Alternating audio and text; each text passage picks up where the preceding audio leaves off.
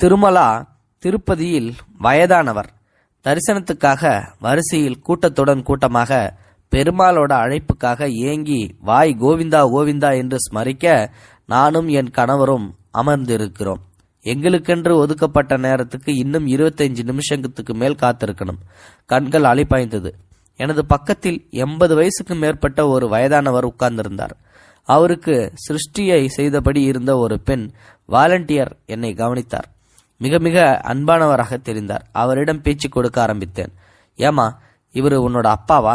அப்பா மாதிரி தான், ஆனா அப்பா இல்ல. நான் புரியாம விழிப்பதை பார்த்த அந்த பெண் புன்முறுவலுடன், நான் இங்க கோவிலுக்கு வாலண்டியரா வந்திருக்கிறவ.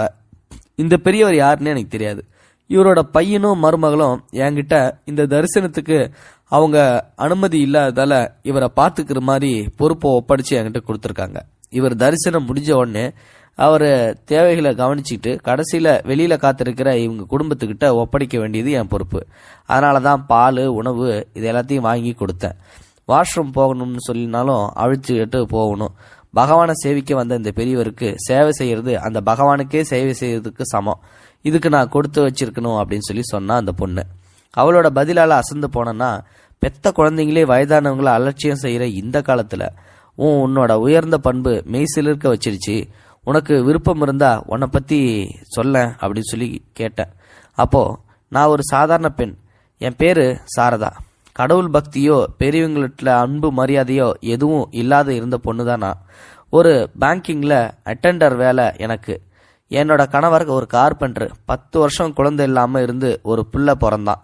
கர்ப்பப்பை கோளாறு காரணமா அதை பிரசவத்தப்போ எடுத்துட்டாங்க. ஒரே பையன்றதால பையனை கண்ணுக்கு கண்ணா வளர்த்தோம். ஆனா விதி 3ஆம் கிளாஸ் படிக்கும்போது பள்ளியில விளையாட்டு நேரத்துல கீழே விழுந்து தலையில அடிபட்டு கோமாவுக்கு போயிட்டான். எனக்கு உலகமே இருண்டு போயிடுச்சு. எங்க நிலைமைக்கு மீறி செலவு செஞ்சோம், பலன் இல்லை. டாக்டர்கள் இனிமேல் கடவுள் தான் உங்க குழந்தைய காப்பாற்றணும் அப்படின்னு சொல்லி கையை விரிச்சிட்டாங்க. கடவுள் என்ன செய்ய முடியும்? நம்ம அறிவு, உழைப்பு, அதிர்ஷ்டம் இவங்களை நம்ம வாழ வைக்கும் அப்படின்னு சொல்லிட்டு கொள்கையுடைய நான் அதை கேட்டுட்டு நில குலைஞ்சேன். கல்லு சாமியால என்ன செய்ய முடியும்னு திமிரோட நம்பாத பகவானை எப்படி வேண்டதுன்னு சொல்லி ஒரு தடவை கூட நான் கூப்பிடவே இல்லை. எங்க பேங்கிங்ல மங்களான்னு சொல்லி ஒரு கிளார்க் இருக்கிறா. எனக்கு ஃப்ரெண்டு மாதிரி. என்னை பத்தி நல்லா தெரிஞ்சவ. அடிக்கடி என்கிட்ட நீ விருப்பப்பட்டாலும் கடவுள் விருப்பப்பட்டாலும் உன்கிட்ட எப்படியாவது பேசுவாரு அப்படின்னு சொல்லிட்டு என்னை இழுத்துக்குவா. கடவுளை இழிவா பேசாத அப்படின்னு சொல்லி என்கிட்ட அட்வைஸ் பண்ணுவா. அவ சொல்லும்போது நான் அலட்சியமா சிரிச்ச மாதிரி கேட்டுக்கிட்டே இருப்பேன், கண்டுக்கவே மாட்டேன். ஒரு 5-6 மாசத்துக்கு அப்புறம் பணத்தாலையும் சரீரத்தாலையும் மனசாலையும் நாம படுற கஷ்டத்தை பார்த்த அவ எனக்கு ஒரு யோசனை சொன்னா. அதை கேட்டனா ஆத்தாரத்தோட என்னை பத்தி நல்லா தெரிஞ்சு எனக்கு இப்படி இதை சொல்றியே அப்படின்னு சொல்லி சத்தம் போட்டேன். அவ சொன்னதை கேட்க மனசு ஒத்துக்கல, நம்பிக்கையும் இல்லை. ஆனா அவ கொடுத்த யோசனையோ இல்லை, போதனையோ இல்லை. என்னோட மனசுல எங்கே ஒரு மூலையில இருந்த இவ சொல்றதை கேட்டுதான் பார்ப்போமே அப்படின்ற ஒரு எண்ணம் தெரியல. கடைசியா அவ சொன்னதுக்கு நான் சம்மதிச்சேன். ஆனா மாமி, அந்த யோசனை என் வாழ்க்கைய, என் கணத்தை அப்படியே புரட்டி போட்டுருச்சு. பக்கத்துல இருந்த தாத்தா சிறுநீர் கழிக்க விரும்புறதால அவரை அழைச்சிக்கிட்டு போனான். அப்படி என்ன விஷயமா இருக்கும் அப்படின்னு சொல்லி நான் யோசிக்க ஆரம்பிச்சேன். பெரியவரை திரும்ப அழைச்சிட்டு வந்ததுக்கு அப்புறம் சீட்ல உக்காந்துக்கிட்டதுக்கு அப்புறம் அவர்கிட்ட இருந்த தண்ணி பாட்டில திறந்து அவர் தண்ணீரை குடிக்க சொன்னதுக்கப்புறம் அவரும் குடிச்சாரு. அப்புறம் பால், சாப்பாடு ஏதாவது வேணுமா அப்படின்னு சொல்லிட்டு கேட்டா. அப்புறம் திருமலையில யாரும் பசிச்சரோட இருக்கக்கூடாது அப்படின்றதால, அந்த கடவுளோட விருப்பம் அப்படிங்கிறதால நாள் முழுசும் இலவச சாப்பாடு, நீர், பால் அப்படின்றத கிடைச்சிக்கிட்டே இருக்கும். ஆனாலும் அந்த பெரியவர் தாமசமா, போதுமாகலே இப்படி சாப்பிட்டது மாதிரி இருந்த பகவான் சன்னதிக்கு பதில் வாஷ்ரூம் கதவை தட்டும்படி ஆயிடும், நீ என்னால தரப்பட்ட உன் கதையை தொடரலாம் அப்படின்னு சொல்லிட்டு சொல்லும் போது அந்த தடைப்பட்ட கதையை திரும்பி சொல்ல ஆரம்பிக்கிறாங்க. சிரிச்ச மாதிரி அந்த பொண்ணு எங்களை பார்த்து தொடர ஆரம்பிக்கிறா. மங்களா என்னை பார்த்து சொன்னது இதுதான்: நீ ஒரு தடவை திருமலையில சேவை செய்ய வாலண்டியரா என்னோட வா, ஒரு வாரம் அங்க இருக்கலாம். உன் கோரிக்கையை பகவான் காதுல போடு, நைட்டு பகல்னு சொல்லி கதறு, அதுக்கப்புறம் நடக்கிறத பாரு அப்படின்னு சொல்லி சொன்னான். அது கேட்டு எனக்கு சிரிப்பு தான் வந்துச்சு. கோமாவில் இருக்கிற குழந்தைய அம்போன்னு விட்டுட்டு திருமலைக்கு போய்தான் ஆகணுமா அப்படின்னு சொல்லிட்டு, அதுவும் ஒரு வாரம். உடனே என் பிள்ளை எழுந்து ஓடுவானாமா, நம்புற விஷயமா அது? அதுவும் கூட்டத்தை கட்டுப்படுத்தி ஜருகண்டின்னு சொல்லி சொன்னபடி நின்றுகிட்டே இருக்கணும். இது பேர் சேவை, இதெல்லாம் நம்மளால ஆகாது. என் மனசுல தோணுதை நான் அப்படியே மங்களாட்ட சொன்னேன். அதுக்கு அவ சொன்னா, நீ நினைக்கிறது தப்பு. கூட்டத்தை கட்டுப்படுத்துறது மட்டும் இல்லை, உணவகத்தில் சாப்பாடு பரிமாறலாம், இல்லாதவங்களுக்கு தரிசனம் செஞ்சு வைக்கலாம், எவ்வளோ விதத்தில் தரிசனத்துக்கு வந்தவங்களுக்கு உதவலாம். என்னோட அடியாருக்கு வந்து பார்த்தீங்கன்னா நான் அடிமை அப்படின்னு சொல்லிட்டு வந்து பகவான் சொல்லுவார். அதாவது தன்னை மிதித்து தன்னை துதிக்கும் அந்த பக்தர்களுக்கு, வணங்கும் பக்தர்களுக்கு கடவுள் அடிமை போல கேட்டதை செய்வார் அப்படின்னு சொல்லிட்டு பொருள் அதுக்கு. நீ அங்கே வர்ற தொண்டர்களுக்கு உதவியாக இருந்த அப்படின்னா உன்னோட கோரிக்கையை கண்டிப்பாக கடவுள் வந்து நிறைவேற்றுவார் அப்படின்னு யோசிச்சு சொல்லு அப்படின்னு சொன்னான். நான் நைட்டு பூரா யோசித்தேன், கணவர்கிட்ட இதை பற்றி பேசினேன். நான் கோவிலுக்கு போகலாமான்னு சொல்லி யோசிச்சதே அவருக்கு பேர் ஆனந்தம். கவலைப்படாத, ஒரு வாரம் தானே, நான் வேலைக்கு போகாமல் குழந்தைய பார்த்துக்கிறேன், நீ ஊர்லேயே வந்து அம்மாவை வரவழைக்கிறேன், நாம் வந்து கடைசியாக இதையும் செஞ்சு பார்த்துருவோம், நீ உன்னோட பயணத்துக்கு ஏற்பாடு பண்ணு அப்படின்னு சொல்லி என் கணவர் உற்சாகப்படுத்தினார். மறுநாள் மங்களாகிட்ட என்னோட ஒப்புதலை சொன்னதும் அவள் ஏற்பாடு எல்லாத்தையும் செய்ய ஆரம்பித்தா. மங்களா வசிக்கிற ஏரியாவில் உள்ள பிள்ளையார் கோவில் பூசாரி திருமலையில் தான் சேவை செய்ய விரும்பும் வாலண்டியர்களுக்கு ஒரு ஏஜென்ட்டு வருஷத்துக்கு ஒரு முறை 10 பேருக்கு வேண்டிய உதவிகள் செய்வார். அப்புறம் படிவம் பூர்த்தி செஞ்சு ஸ்லாட் கிடைக்கிற வரைக்கும் காத்திருக்கணும். மாத கணக்காகும். ஏன்னா அங்கே வாலண்டியர் ஆகிறதுக்கு எவ்வளோ டிமாண்டு தெரியுமா? உலகத்தில் இருக்கிற எல்லாருமே அங்கே வருவாங்க, எங்கெங்கிருந்தோ வருவாங்க. மங்களா எனக்கும் அவளுக்கும் இன்னைக்கு 3 பேங்க் ஸ்நேகிதிக்கும் அப்ளை செஞ்சு வச்சா. அவள் வருஷம் தவறாமல் அந்த சேவையை செய்கிறது உண்டு. அப்ளிகேஷனை அனுப்பி 5 மாதம் கழிச்சு எங்களுக்கு ஸ்லாட்டு கிடச்சிச்சு. குழந்தை பெரிய மனசு இல்லாமல் கண்ணீரோட கிளம்பினேன். நம்பிக்கையோட போ அப்படின்னு சொல்லி என் கணவரும் என்னை ஊக்குவிச்சார். உண்மையிலுமே எனக்கு நம்பிக்கை இல்லை, எதை தின்னாலும் பித்தம் தெளியும் அப்படின்ற மனோபாவத்தில் இதையும் நான் செஞ்சு பார்ப்போமே அப்படின்னு சொல்லி தான் கிளம்பினேன். பெரிய கூட்டமாக கிளம்பி திருப்பதியில் வந்து அடைஞ்சோம். ஏதோ இனம் தெரியாத மாற்றத்தில் மனசில் பிரம்மாண்ட ஏழுமலை என்ன கை நீட்டி அரவணைச்சி வரவேற்கிற மாதிரி மனசில் ஒரு மின்னல். தலையை வந்து குலுக்கிட்டேன். மழை ஏறும்போது வீசின தென்றல் தூசுகளை துரத்த காத்து போல என் மனசு கவலைகளை தள்ளிக்கிட்டு இருக்கிறத நான் அப்பட்டமாக உணர முடிஞ்சிச்சு. மெல்ல மெல்ல என்னை நான் யார் அப்படின்றத மறந்து சூழ்நிலைக்கு அடிமையான. அதுதானே இந்த கடவுளோட தந்திரமே. நீ எதுக்கு வந்த, என்ன கேட்கணும், எப்படிலாம் வந்து ஆடியோட மறக்கடிச்சிடுவார்.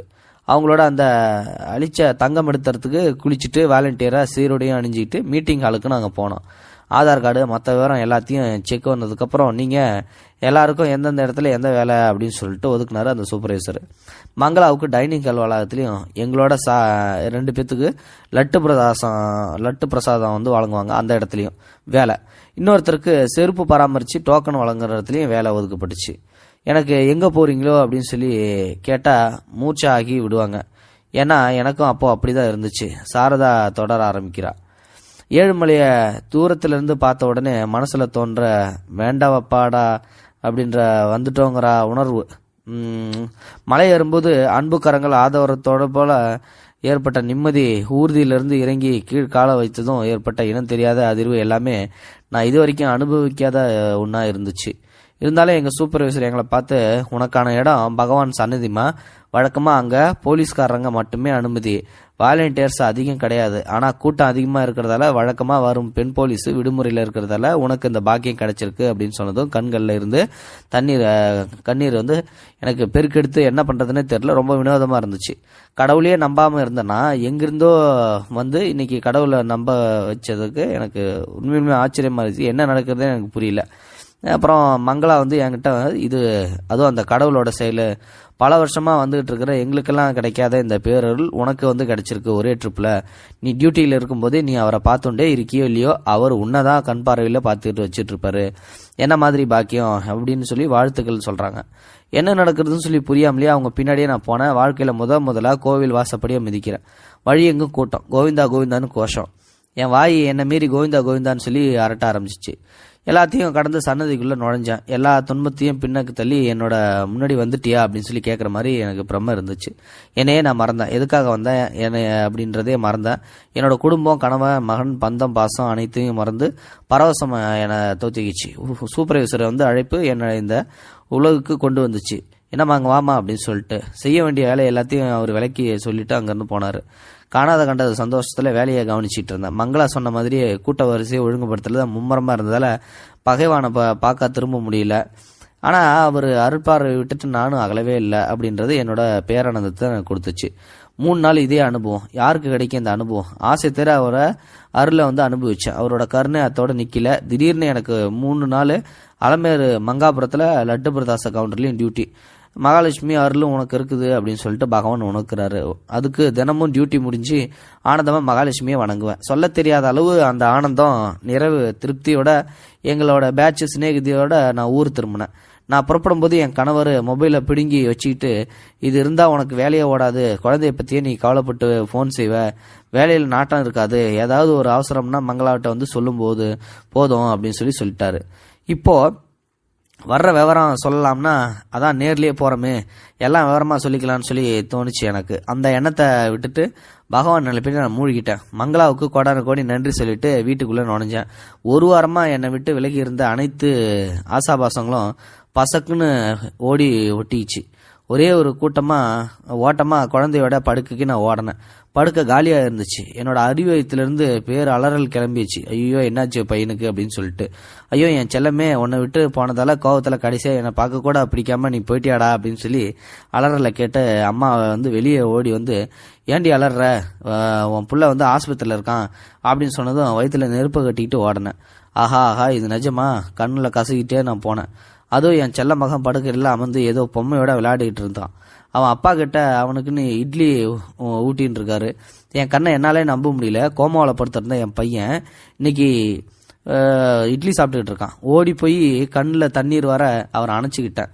என் கணவரும் ஆனந்த கண்ணீரோட எங்கள் 2 பேத்தையும் அணைச்சிக்கிட்டாரு. நடந்தது இதுதானா? நான் கிளம்பி 2 நாட்களில் என் பிள்ளை கை கால் விரல்களை அசைச்சிருக்கான். என் கணவர் கவனிக்கல போல. 3ஆம் நாள் கண் விழிகள் உருண்டதை என் கணவர் குளிக்க போயிருந்ததால குழந்தையோட இருந்த அம்மா பார்த்துட்டு அவர்கிட்ட சொல்லியிருக்காங்க. ஆனால் என் கணவர் நம்பலை. அன்னைக்கு நைட்டு அவர் அயர்ந்து தூங்கும்போது ஒரு அம்மான்னு சொல்லி கூப்பிட்டுருக்கான். கணவர் நெஞ்சு கண்ணை திறந்தா அது நிஜம். மறுநாள் விடுந்ததும் ஆஸ்பத்திரியில் சேர்த்து சிகிச்சை நடக்குது. படிப்படியாக நார்மல் ஆகிக்கிட்டு இருக்கான். இந்த விவரம் எல்லாமே மங்களாவுக்கு தெரியும். ஆனால் எனக்கு அந்த ஆனந்த அதிர்ச்சியை வந்து கொடுக்குற பொருட்டு அவள் மறைச்சிருக்கா போல. எல்லா விவரமும் அறிஞ்சு மகிழ்ச்சி பெருக்க குழந்தையோட கொஞ்சம் நிமிந்து பார்த்தா படுக்கையில் தலைமாட்டில் திருப்பதி சுவாமி படம் நின்றுக்கிட்டு இருந்துச்சு. அதை பார்த்து ஆசீர்வதிக்கிற மாதிரி. அப்போது இருந்த நான் தவறாமல் வருடம் வாலண்டியராக இங்கே வந்து செஞ்சிகிட்டு இருக்கேன் வேலையை. ஒவ்வொரு முறையும் கிடைச்சதுக்குரிய பாக்கியமாக ஒரு சேவை அனுபவம் எனக்கு கிடைக்கும். இதே இப்போ பாருங்கள், சின்ன வயசுலேருந்து அப்பாவை இழந்தனா இந்த அப்பாவுக்கு சில நிமிடம் ஒத்தாசையாக செய்ய அனுபவம் எனக்கு கிடைச்சிச்சு. எல்லாம் அவனோட அருள் தான். அந்த சொல்லி முடிச்சதும் கோவிந்தா கோவிந்தா கோஷம் ஆரம்பிச்சிருச்சு. ஆம், நாங்கள் உள்ளே செல்லலாம் என்ற அறிவிப்பு மண்டப கேட் திறக்கப்பட்டுச்சு. பெரியவரையும் அவரையும் அனைத்தபடி நடக்கும் சாரதாவையும் முன்னேறிவிட்டு நாங்கள் பின்னே சென்றோம். ஹே கோவிந்தா கோவிந்தா, ஒவ்வொருவர் வாழ்க்கையிலும் அவரவர் வாழ்வு இன்பமயமாக்க நீ எவ்வளவு அற்புதங்கள் நிகழ்த்துகிறாய். ஏழை பணக்காரர், வேண்டியவர் வேண்டாதவர், உன்னை போற்றுபவர் தூற்றுபவர் என பாகுபாடின்றி அனைவரையும் உன் கருணை மழையால் குளிப்பாட்டுகிறாயா? நன்றி உணர்வோடு அனைவரும் தரிசிக்க வருவதால் தான் இவ்வளவு கூட்டமா? இங்குள்ள அத்தனை பேர் வாழ்விலும் என்னென்ன அற்புதங்கள் நிகழ்த்தினாயோ கோவிந்தா கோவிந்தா கோவிந்தா என்றபடி வரிசையில் முன்னேறி கொண்டே சென்றேன். இது ஒரு அற்புதமான நிகழ்வு தான். ஒரு கோமாவில் படுத்திருந்த ஒரு பையனுடைய வாழ்க்கையில அந்த நல்ல சுயநினைவை கொண்டு வர்றதுக்காக ஒரு தாய் கோவிந்தா கோவிந்தான்னு சொல்லிட்டு திருப்பதி போயிட்டு வாலண்டியர் டியூட்டியை பார்த்துருக்காங்க. அடுத்த 3ஆம் நாள் அந்த கோமாவில் உட்காந்துருந்த பையன் முழிச்சிருக்கான். உண்மையிலுமே இது ஒரு நெகிழ்ச்சிகரமான சம்பவம் தான். இதை பற்றி நீங்கள் என்ன நினைக்கிறீங்கன்றதை மறக்காம கமெண்ட் பாக்ஸில் சொல்லுங்கள். முடிந்தளவுக்கு இந்த வீடியோ மற்றவங்களுக்கு ஷேர் பண்ணுங்கள். கூடவே நம்ம சேனலை சப்ஸ்கிரைப் பண்ணுங்கள். தேங்க்யூ ஃபார் வாட்சிங். இது போன்ற செய்திகளை உடனுக்குடன் நீங்கள் தெரிந்து கொள்ள மறக்காமல் எங்களுடைய சேனலை சப்ஸ்கிரைப் செய்யவும், கூடவே பக்கத்தில் வரும் பெல் ஐக்கானையும் கிளிக் செய்யவும்.